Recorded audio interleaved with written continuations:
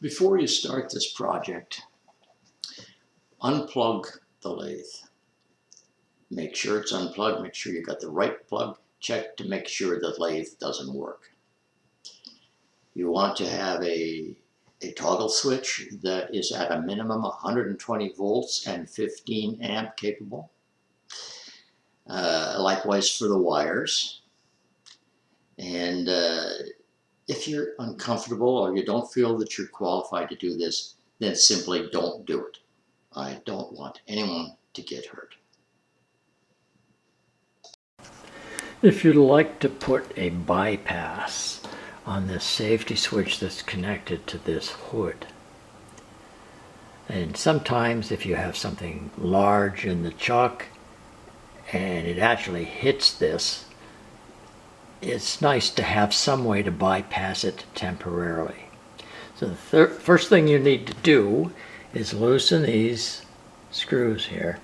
Back off the nuts, loosen the screws, and remove, excuse the camera wobbling, remove that. And then the second thing would be to remove this box. There are 4 retaining screws, 1, 2, and at the bottom 3, 4. Once you've got the box down like this, these 2 screws here, this one and that one, go right through the Bakelite and into the tapped holes on the other side of this box. So you'd have to remove these 2 screws in order to get this switch out. Now this is the switch that I'm using, and this threaded portion requires a 12 millimeter clearance hole. And that hole is going to go from the top of the box here. We measure down 1 inch and 400 thousandths to here. And then from the back of the box downwards, a ½ an inch down. You can see where I put the little round dot. That's where the 12 millimeter clearance hole is going to go. Now the other thing I had to do is these little tabs. This is the original position right here sticking up. I had to bend that down to provide clearance for the switch without coming too close to the metal casing. So that's this side over here. I bent that down.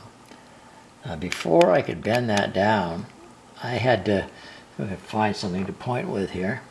I had to create some clearance right here.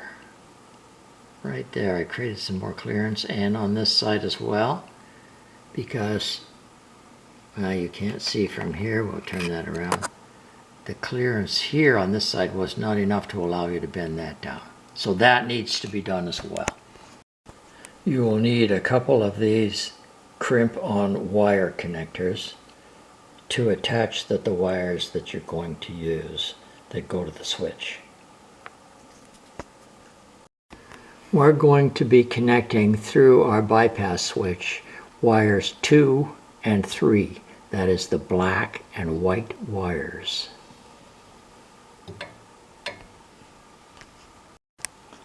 Now you are going to need 2 more of these connectors to put on the other ends of the wires. Now here's the orientation of the wires coming off the switch. This side is the one that's bent down, and the other side it has not been bent down. And the wires, that's the orientation I've got them in. So here's where we're going to drill the hole from the top of the box, 1 inch 400, and from here down to here, ½ an inch.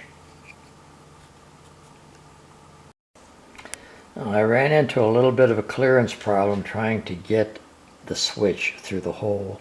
I had to go to 12 and a ½ millimeters on the hole, and then I was able to get it in.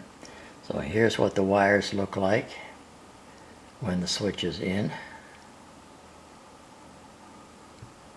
And we should be ready to connect now. I've decided to put a little silicone on this connection here where that screw is right in there. Because if this switch were to vibrate loose and turn this way, there's a chance for a short out right here because that screw is fairly close to the casting. So we're going to silicone all that up just in case. I flooded that entire area with silicone, and now if that switch does move, it's not going to make contact with the case. I put a board here to kind of hold things in place so this doesn't fall over while I'm trying to connect the wires. Well, I have two black wires. Yours could be any color, but it doesn't matter which way or which one goes to the two connections down below. The connection for the black and the connection on the far side for the white. So it doesn't matter, you could flip those one way or the other as long as they're connected. Okay, the switch has now been installed, and if we press the on button here, nothing happens. We bring this down, press the on button, the lathe starts. Take this off, the lathe shuts off. Now if I go behind here and flip the switch to the on position and press this, there's the button, it's going. And it doesn't matter if that's up or down, it goes. So there's our bypass switch installed.